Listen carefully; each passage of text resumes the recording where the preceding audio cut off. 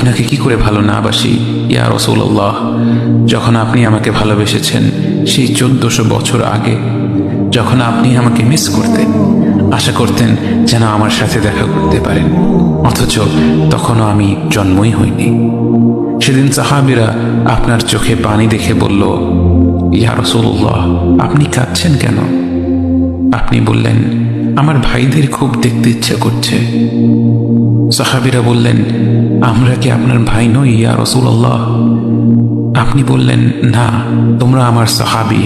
আমার ভাই হলো তারা যারা আমার পরে আসবে এবং আমাকে কখনো না দেখেও তারা আমাকে বিশ্বাস করবে।